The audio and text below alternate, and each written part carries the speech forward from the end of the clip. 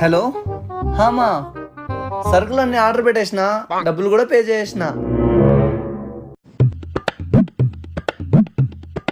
Hello హామా, ఈ నెల ఈఎంఐలు అన్నీ కట్టేసినానులే, మీరేం టెన్షన్ పడకండి.